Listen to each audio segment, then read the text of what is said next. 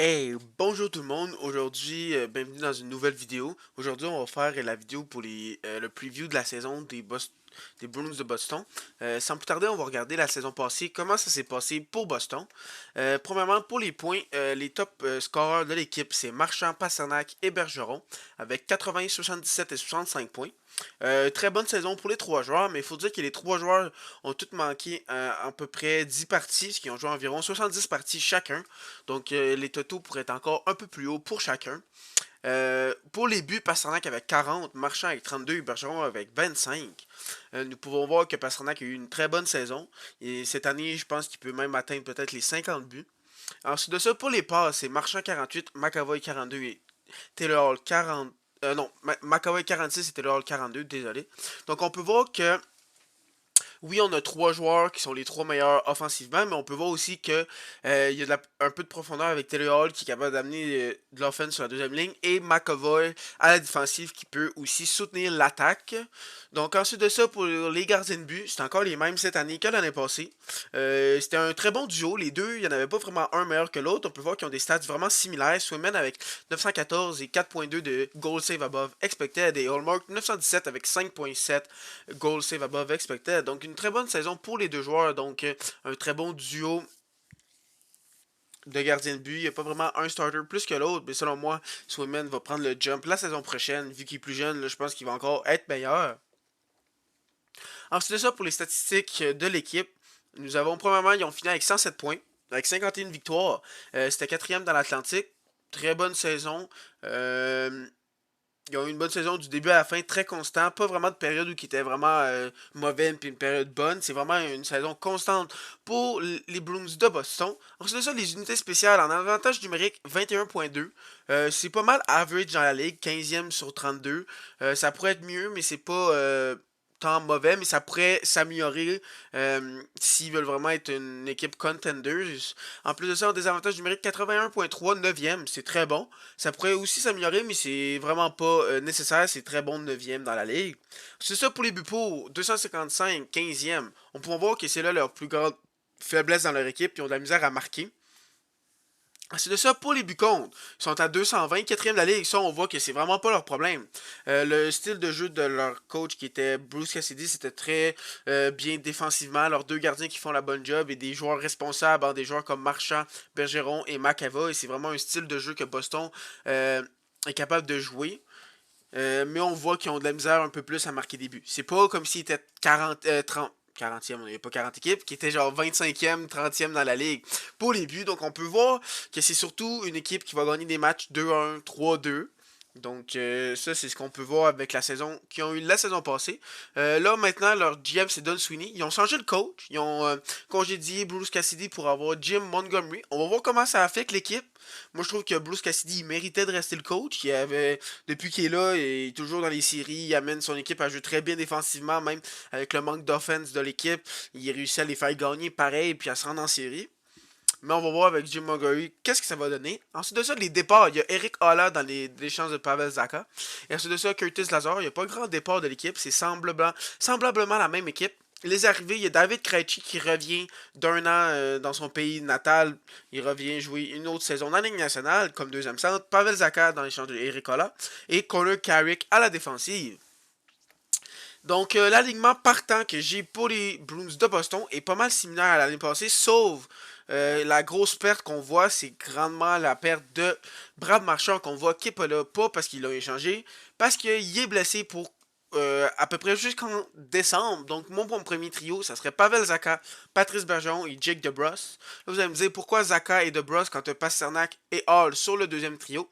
Euh, c'est parce que je voudrais garder les lignes comme ça. Parce que si tu mets Taylor Hall et Pasternak sur le premier, ton deuxième trio devient Zaka, Krejci et DeBrooks. Là, c'est là que je vois que vraiment une lacune. Puis que le premier trio va vraiment être trop forcé à être le premier trio. Donc, moi, je veux plus équilibrer en mettant Zaka avec un Bergeron et un DeBrusque. Et ensuite de ça, un Hall avec un Krejci et un Pasternak. Surtout que quand Marchand va revenir, il va juste prendre la passe à Zaka et Zaka va descendre sur le troisième trio. Donc, je voudrais pas détruire le chemistry d'un deuxième trio qui pourrait être vraiment excellent quand l'alignement va être en santé. Ensuite de ça, dans la profondeur, on a Nick Foligno, Charlie Cole et Craig Smith. Après ça, on a Trent Frederick, Thomas Nosek et Fabian Lysell. J'ai mis Fabian Lysell, mais je suis pas sûr s'il va vraiment faire l'alignement. C'est vraiment pas certain, mais il m'a vraiment impressionné au championnat du monde junior cette année. Ben, cet été, en fait. Ensuite de ça, moi, je trouve qu'il manque un peu de talent sur ce trio. C'est vraiment plusieurs vétérans, mais c'est surtout le fait qu'ils perdent Marchand, un des meilleurs ailiers de la ligue. Donc vraiment, ça, c'est une grosse perte. Mais quand il va revenir, ça va grandement aider. Ensuite de ça, à la défensive, on a Empus Lindholm avec Brandon Carlo, suivi de Mike Riley, Connor Clifton, Derek Forbert et Connor Carrick. Cette défensive est vraiment pas... Est vraiment si c'était vraiment ça la défensive, ce serait vraiment un énorme problème. Mais c'est vraiment parce qu'ils ont deux blessés en deux de leurs meilleurs défenseurs, en Charlie McAvoy et Grizzly. Ça leur fait vraiment mal, énormément mal. Ces deux joueurs qui jouent dans leur top 4 au lieu de Connor Clifton et de Braden Carlo. Normalement, c'est Hampus Syndrome, Charlie McAvoy, Mike Riley, Grizzly. Ensuite, c'est Forberg et Carlo. Vraiment, ça joue un gros impact. C'est leurs deux meilleurs défenseurs du côté droit. Selon moi, c'est vraiment une énorme perte pour Boston. Ces deux blessures. Mais quand ils vont revenir, cet alignement, je trouve qu'il est vraiment bien balancé. Mais vraiment, ça va être dur en début de saison de vraiment faire face à ces trois blessures énormes qu'ils ont. Ensuite de ça, dans les buts, il y a Jeremy Swayman et le Lunas Elmore, qui c'est vraiment deux excellents gardiens. Vraiment rien à dire, c'est un de mes tandems préférés. C'est vraiment deux gardiens que moi j'adore. Je trouve qu'ils font vraiment la job. Surtout Jeremy Swayman, moi je suis un grand fan de lui. Pour moi, Jeremy Swayman est un des meilleurs jeunes gardiens de toute la Ligue nationale au grand complet. Ensuite de ça, si je devais donner des notes pour les trois positions. Premièrement, en attaque, si Marchand était là, j'aurais donné un B+, mais je vais être obligé de donner un B, parce que je pense vraiment que Marchand est une énorme perte.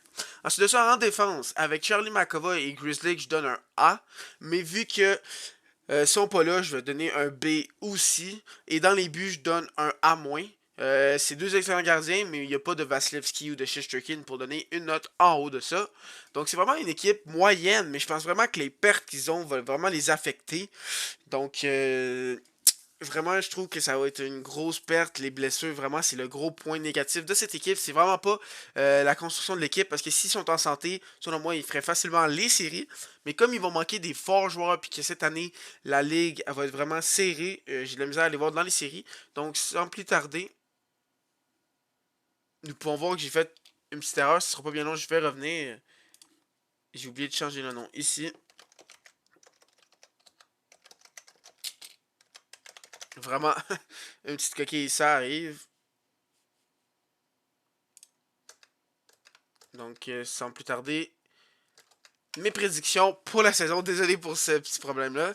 Mais moi, je fais mes vidéos en one take. Je veux pas reprendre ma take. Donc, vous voyez, j'avais oublié d'enlever les Panthers de la Floride. Parce que quand je fais mes diapos, je prends l'ancienne que j'ai faite puis je la duplique. Donc, voilà. Donc, ensuite de ça, pour les extras, il y a Marchand de blessé. Il y a Oscar Steen et Studnicka. Ensuite de ça, en défense, il y a Grizzly, McAvoy et Sboril. Et ensuite de ça, dans le but, il y a Kincaid. Mais Kincaid, c'est plus un troisième, quatrième gardien. T'aimes mieux pas le voir jouer. Ensuite de ça, les recrues que je pense peut-être faire l'aliment, il y a Fabian Lysell que je vais faire l'équipe. Vraiment, il m'a vraiment impressionné au championnat du monde junior. Maintenant, pour mes prédictions, pour les points, je vois Pasternak avec 91, dont 51 buts.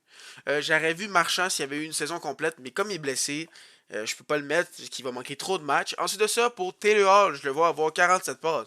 Justement, il va jouer avec un Pasternak, selon moi. Donc, si Pasternak a 51 buts, Hall va avoir beaucoup de mentions d'aide. Ensuite de ça, je les vois être 7e dans l'Atlantique.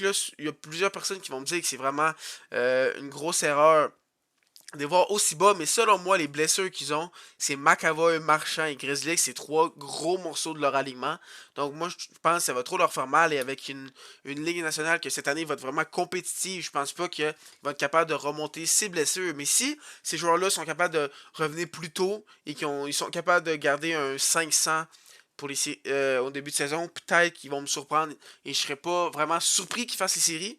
Parce que je sais que quand ils vont revenir, ils vont être une excellente équipe pour le reste de la saison.